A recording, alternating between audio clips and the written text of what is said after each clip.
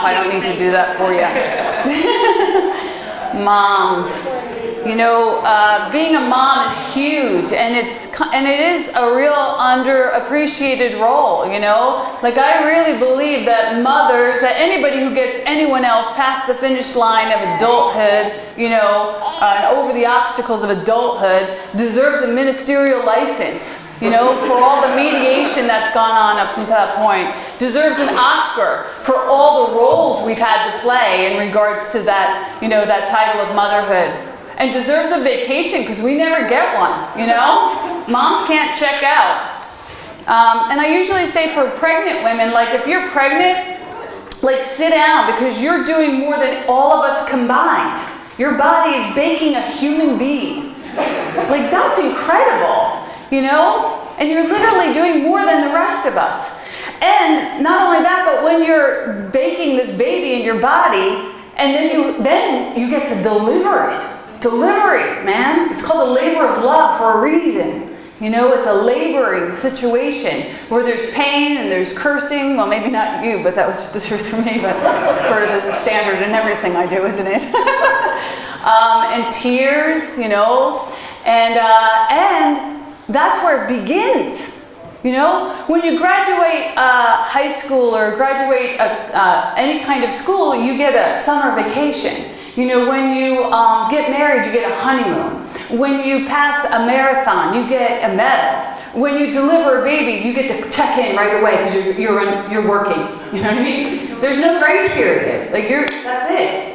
But the good news is that there's tons of programs and blogs and, you know, books that can support you in your delivery of your baby. And then even 100 more. You're looking at me like you're in pain, Pam.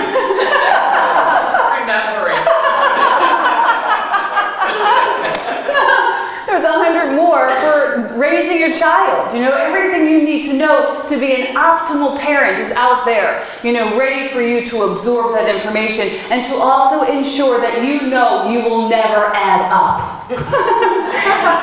You know, just to give you all those things that you're not doing. Because there's no way you can do all those things. And so most of us kind of turn in and tap into the intuitive nature of our mothering, and we allow that to lead the show. And that probably is optimal because we do have everything that we need.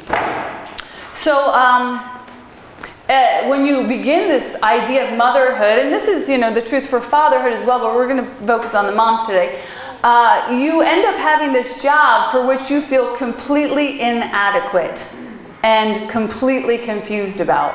And you don't want anyone to know that for fear they'll take your baby away. So you just got to walk around faking it like, yeah, I got this.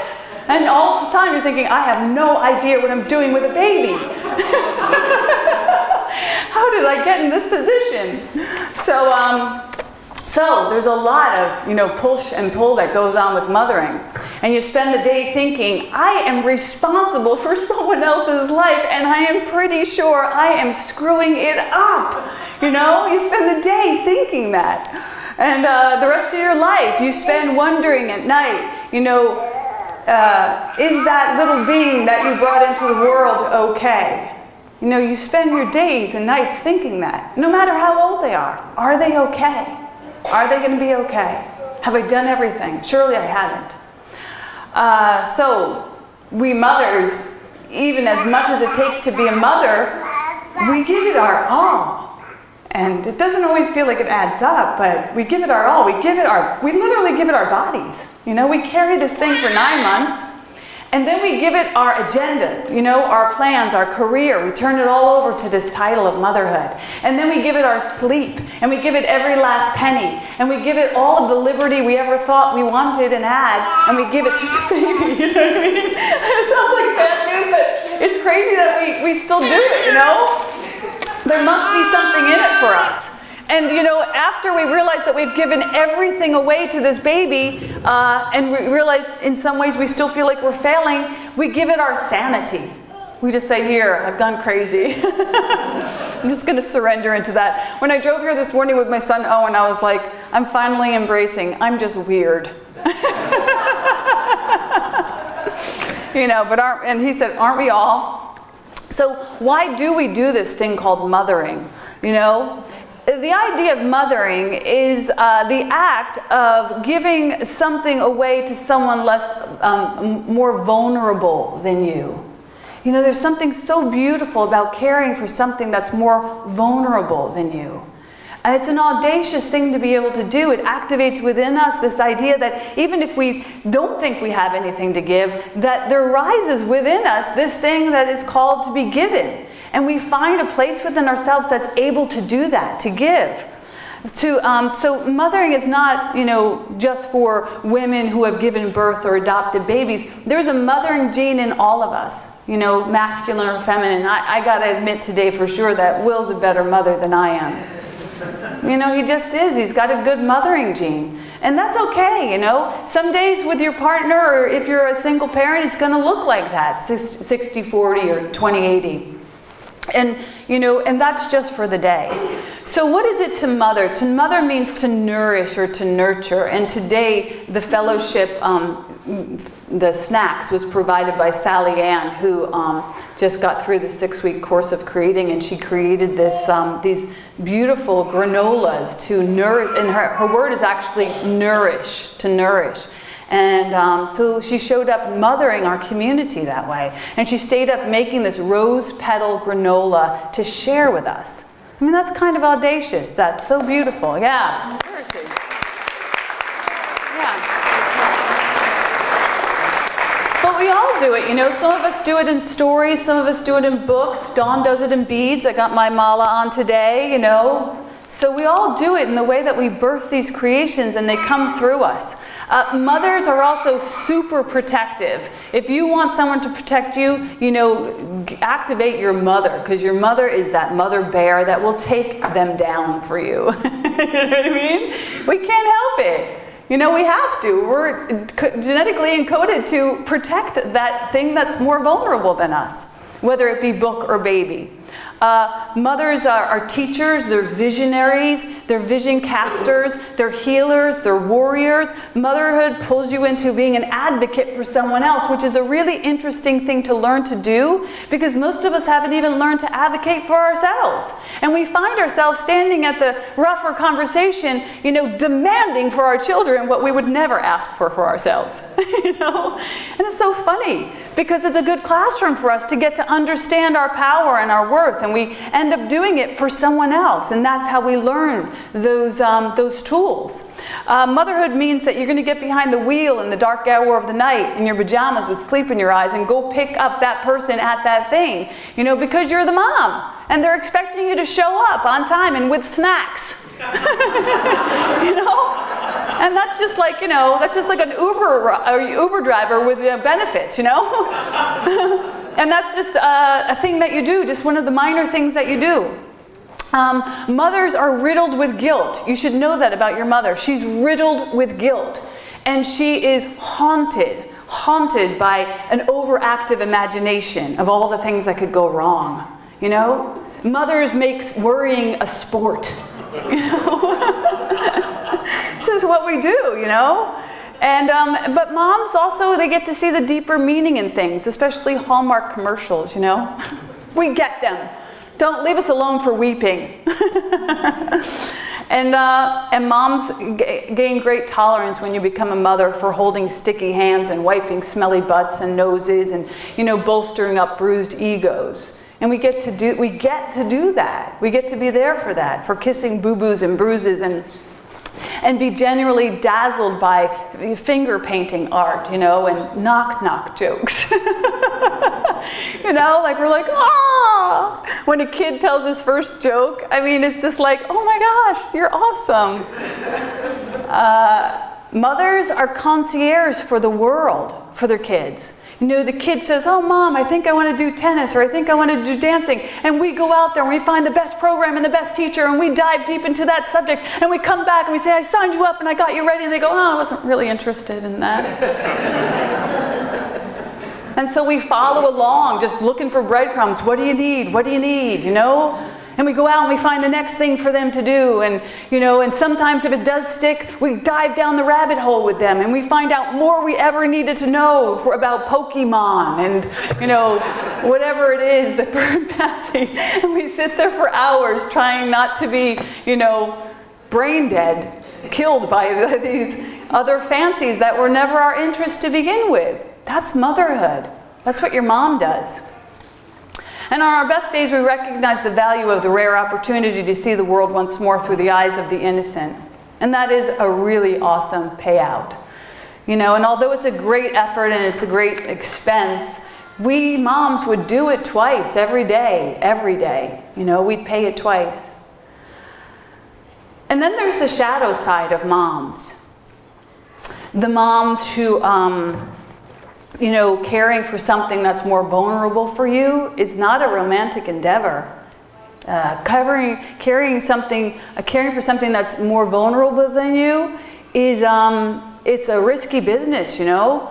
Mothering and smothering are very closely related.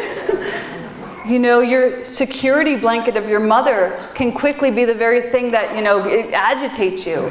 And the wellspring of wisdom that your mother offers, she's like this unpaid life coach whose advice you don't want. You know? It's like she has so much wisdom and nobody's listening, you know? And your mom is this strategist, you know, who really knows the map. She's been through all these landmines and she's got this strategy for you. And she brings these things up to the constant chorus of, I'm going to do it my way. You know, I'm going to do it my way. And so you kind of get that push and pull from this idea of motherhood in the classroom of motherhood. And it's all there. And it's all okay, which is good that we know about it. I had a cousin, Anna, one time who, you know, had understood the push and pull of motherhood. And she was 7 years old when she got fed up with her mom. She packed up all of her bags. She was so cute as a little kid too. So she packed up all the bags, she stood in her bedroom doorway, and she said to her mom, I'm running away. And her mom said, okay, where are you going? And she looked up at the ceiling and she said, I don't know. And her mom said, okay, so you're running away and you don't know where you're going. How are you going to get there? And she looked down at her feet and she said, you're going to have to drive me. And that's it, right?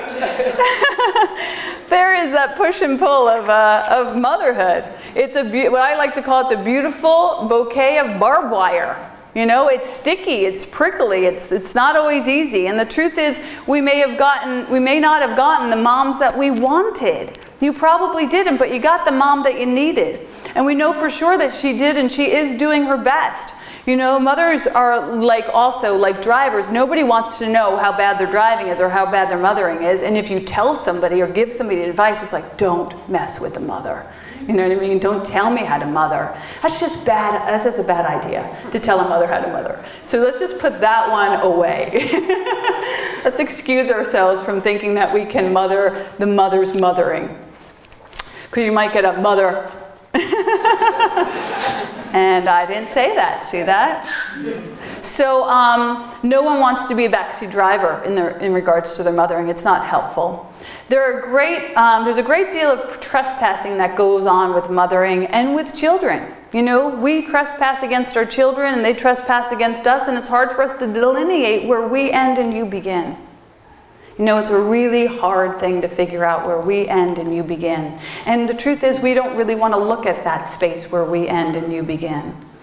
And to add fuel to the fire, mothers are sometimes terrible at caring for themselves.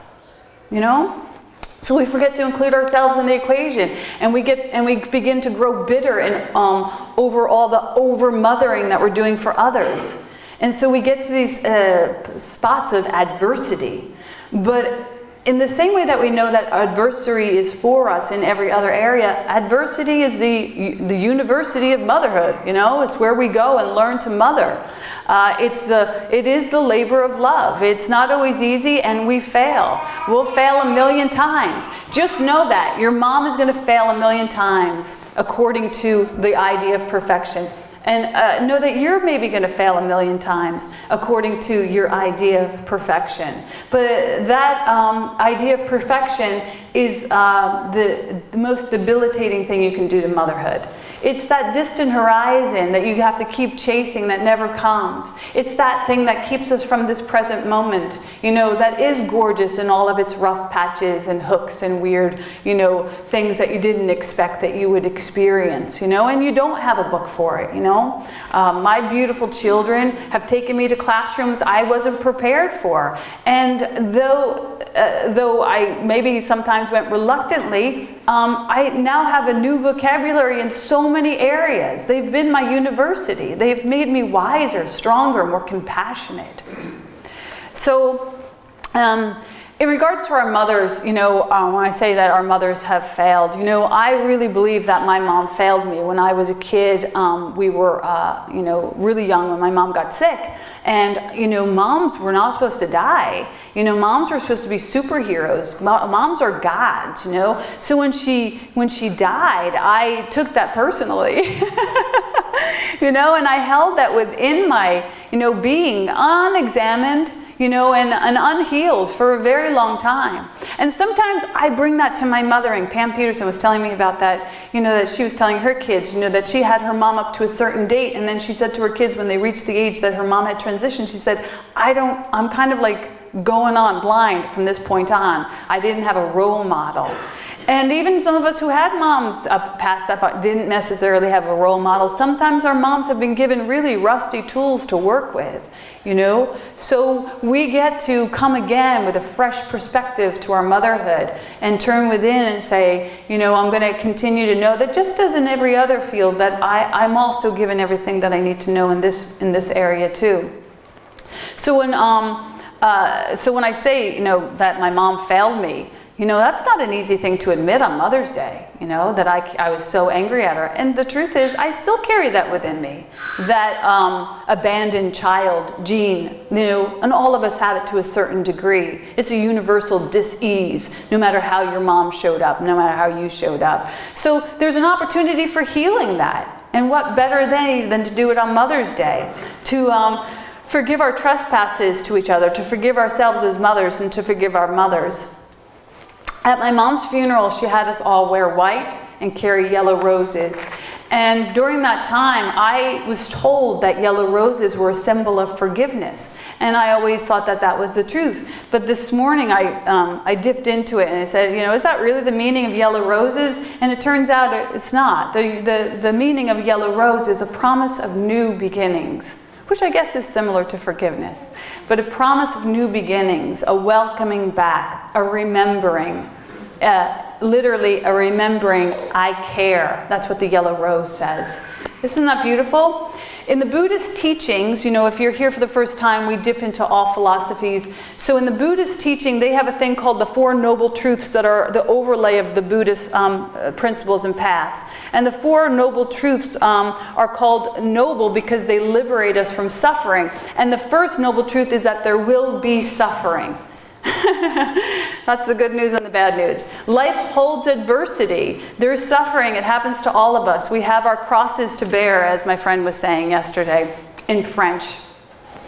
And this is the agitation and the aggravation, but this could also be the grit in the oyster that allows us to mull over this thing and in return a pearl to the world. So we don't want to negate that there's suffering. The suffering is just an opportunity for transformation. And the cause of suffering is the illusion of separation. You know, the cause of suffering is craving and ignorance. That's what the Buddhists say. So that would cover comparison, that would cover competition, that would cover fears, worries, separations, and forgetting to laugh in this journey of motherhood. The cause of separation is the belief that we're separate. And in the same way that we could never be really separate from your mom because she loves you forever and a day, we're not separate from our source either. It goes on to say that the end of suffering is the good news, that suffering is not the constant. You know, that love is the constant, and that suffering is just the cloud that passes over, and it doesn't affect the sun. It's a temporary situation, and I think that's a really liberating thought for us, that this too shall pass. And the final noble truth is the path. is to find the path. And here in Speakeasy, we say we honor all paths. But the path is so important. You know, I have my path. My path is A Course in Miracles. I am what it says that I am. I can do what it says I can do. That's my path. You know, my path in A Course in Miracles says that we don't need a religion. We can have a universal experience, and that universal experience can be love. So that's my path. You know, I keep it really wide open. When people say, what religion are you? I don't necessarily have one. And if you want to identify me as a Christian or a Buddhist or, you know, a demon, I'm okay with that. You know, because really none of that has anything to do with me. It's about your comfort zone and how you label things. So the path is important. The path is the way you go consistently. You know, the path is how you stay on the beam. The beam, when you know about staying on the beam, it's not a reference point. It's not a reference about gymnastics. Staying on the beam came before gymnastics. It was actually about pilots. And at the time, commercial flights had been done with radio beams, and the directional beam is produced to guide the pilot to his destination. And as long as he keeps on the beam, he knows that he is going to get to his destination. And I love that. I just learned that the other day from a guy in a meeting. And the beam is such a beautiful symbol because it's like this light. We stay on the light. We stay in the light. And we have a lot of buffers on the side, either side of the beam. We have a lot of support system to help us to stay on the beam. We have our community. We have our books. We have our own philosophy. But, you know, in regards to the Fourth Noble Truth, I would love for you to stay consistent with anything. Consistency is king. And mothers know about consistency. Because there's, we're going to do a little process for the moms to come up, and if you're a mom here, we want to celebrate you. And there is a Hawaiian ancient prayer called Ho'oponopono, and Dawn was talking to me about it again this past week. And it says, I'm sorry, please forgive me, thank you, I love you. So please forgive me. I'm sorry. Please forgive me. Thank you. I love you. We're going to put it up on the board. Are we going to put it up on the board? That's such a pretty graphic up there. Thank you. You're welcome. You're welcome. We don't have it? Okay. So the idea is think about which part of that phase you're at. Are you in the I'm sorry toward yourself or towards the idea of motherhood? Are you in that idea of I'm sorry, whatever vibration of consciousness you might be stewing in at this point? Do you feel like there's some congestion around the brilliance of your motherhood? Is it about please forgive me? Are you in that phase where you want to just say, you know, please forgive me for holding this crucifixion towards you. Please forgive myself for thinking that I could have shown up in any other way, thinking that anything went wrong. And are you in the vibration of thank you, Mom? You know, thank you for showing up like that for me for all those days and all those ways. Are you in the vibration of thank you, self? You know, for recognizing that I am responsible for my own mothering. Are you in the vibration of I love you? You know, a clean, clear, you rock. Are you in the vibration of I love yourself? So think about whatever affirmation you want to use in the midst of those four. And I'm going to invite the moms up. And if you are open to it, we'll chant Ho'oponopono together as they come up to receive their rose, their yellow rose, to remind them that this is new beginnings. So here we go. I didn't rehearse this, and neither did you, but we're going to do it anyhow. I'm sorry, please forgive me, thank you, I love you. I'm sorry, please forgive me. Hey, thanks for watching. If you want more tips and tools on how to be a spiritual vixen, go on over to my website, MaureenMuldoon.com, and you can sign up for my love notes. Until then, I'm Maureen Muldoon, the spiritual vixen, reminding you to love more, fear less, and don't forget to laugh.